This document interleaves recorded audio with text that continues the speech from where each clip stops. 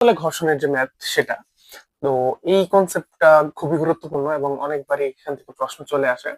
তাহলে আমরা যদি একটা আনত তলটা দেখি, আনত তলটা আমার কেমন হয়? এরকম হয় আমার আনত তল।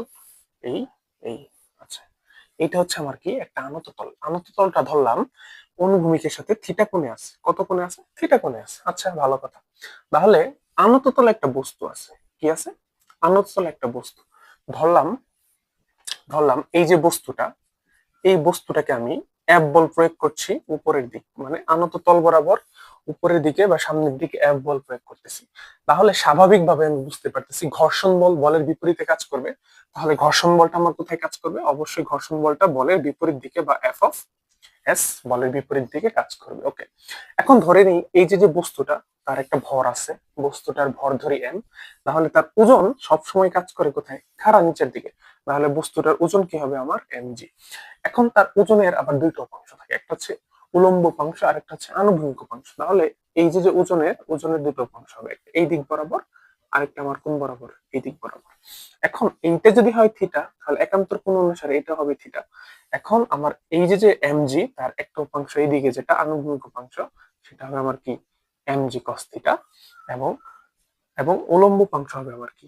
MG MG sine theta. Okay, so আমার হচ্ছে যে আমি এখন কি করলাম, এই যে যে ওজনটা, এই ওজনটাকে দুটো উপাংশে ভাগ করে দিলাম এবং বল কাজ করতেছিল উপরের দিকে এবং কি ফ্রিকশন কাজ করতেছে নিচের দিকে। আচ্ছা, এখন আমাকে যদি বলে এক নাম্বার যে বস্তুটি স্থির থাকবে, বস্তুটি যদি বস্তুটি যদি কি থাকে? স্থির থাকে। হ্যাঁ, ওকে, বস্তুটি যদি স্থির থাকে তাহলে কি হবে? এখন বস্তুটি যদি স্থির থাকে, আমরা জানি কি সামেশন অফ এফ অলওয়েজ কি হয়? M A. এটা আমরা জানি। আচ্ছা, এটা যদি আমরা জানি, এখন সামেশন অফ এফ মানে হচ্ছে এই বস্তুর উপর যে বলগুলা কাজ করতেছে তাদের লব্ধি ইকুয়াল এম এ। এখন বস্তুটি যে স্থির থাকে তার কি কোনো ত্বরণ আছে? নাই। তাহলে এই এ এর ভ্যালু কত হবে? জিরো। আচ্ছা, আর বাম পাশে সামেশন অফ এফ মানে বস্তুর উপর কি কি বল কাজ করতেছে। তো আমরা দেখতে পারতেছি যে বস্তুটা উপরের দিকে বল প্রয়োগ করা হচ্ছে এফ, বা বিপরীত দিকে এখন দুইটা বল কাজ করতেছে। একটা হচ্ছে তার ঘর্ষণ বল, আরেকটা হচ্ছে এই যে যে ওজনের উলম্ব উপাংশ। তার মানে আমার যেহেতু বস্তুটাকে আমি উপরের দিকে বল প্রয়োগ করতেছি আর এইগুলো বিপরীত দিকে কাজ করতেছে, তাহলে লব্ধিটা কি হবে? যেহেতু দুইটা বিপরীত পয়েন্ট আছে, তাহলে লব্ধি হবে কি? তাদের বিয়োগফল, কারণ দুইটা বিপরীত দিকে। সো লব্ধিটা হবে এফ মাইনাস, আর এইদিকে কাজ করতেছে এমজি সাইন থিটা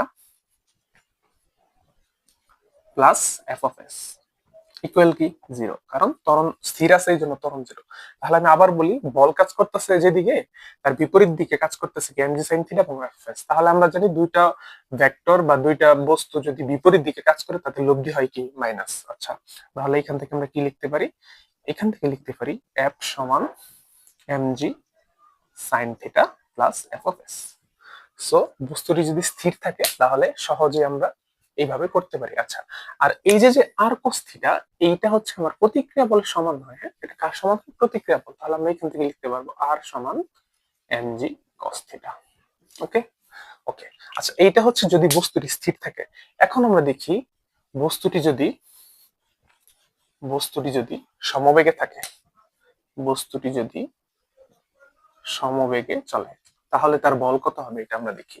এখন সিম্পল ভাবেই আমরা হচ্ছে যে ধরে নিব যে বস্তুটি যদি সমবেগে চলে তাহলে সামেশন অফ এফ কি হয়? ইকুয়াল এম এ। এটা আমরা সবাই জানি। এখন সমবেগ, সমবেগ মানে কি? সমবেগে কোনো বস্তুর গতি চেঞ্জ হয় না, সেম বেগ। এখন গতির যদি চেঞ্জ না হয় তাহলে ত্বরণ এ ইকুয়াল কি হবে? জিরো, কারণ ত্বরণ কি? ত্বরণ হচ্ছে a equal v minus u by t. তাহলে এইটা যদি হয় জিরো, তাহলে ত্বরণ হবে কত? জিরো। তাহলে আবারও কি এটা হয়ে যাবে জিরো। কিন্তু এখানে কি এফ অফ এস কাজ করবে না? বস্তুটি যখন গতিশীল তখন আমার এফ অফ কে বা কাইনেটিক ফ্রিকশন যেটা, সেটা সেটা কাজ করে। তাহলে এখন সেম ভাবে তাদের লব্ধি করব। এখন এফ আমি বল প্রয়োগ করছি এদিকে, আমার বস্তুটার বিপরীত দিকে কাজ করতেছে দুইটা, বাট বস্তুটাকে আমি উপরের দিকে ঠেলছি, এই জন্য আমাকে এফটা বেশি প্রায়োরিটি পাবে, এফ থেকে বাদ দিতে হবে লব্ধি করার সময়। তার বিপরীত দিকে যে দুইটা কাজ করতেছে সেটা হচ্ছে এমজি সাইন থিটা প্লাস, এইবার কিন্তু এফ অফ কে হবে, not f of s, equal zero, বা f equal mg sin theta plus F of k. So পরীক্ষায় এইভাবে প্রশ্ন আসতে পারে যে সমবেগে চললে বল কত, স্থির থাকতে হলে বল কত। আচ্ছা, আরেকটা, এটা ছিল দুই, এবং আরেকটা জিনিস চলে আসে তিন নম্বরে, সেটা হচ্ছে বস্তুটি যদি সমত্বরণে চলে। হ্যাঁ, বস্তুটি যদি সমত্বরণে চলে, তাহলে বস্তুটি যদি সমত্বরণে চলে তাহলে সেম ভাবে আমরা সেটাই লিখবো, summation of f equal m a, এটাই লিখবো। এখন সামেশন অফ এফ কি হবে, বস্তুটি উপরের দিকে বল প্রয়োগ করতেছি, বিপরীত দিকে কাজ করতেছে এফ অফ কে এবং এম জি সাইন থিটা, তাহলে এফ থেকে বাদ দিব হচ্ছে মাইনাস ওই পাশে যে দুটো ছিল m g sine theta plus F of k. এখন যেহেতু সমতরণ, সো এই পাশে তো আর জিরো হবে না, ইকুয়াল এম এ।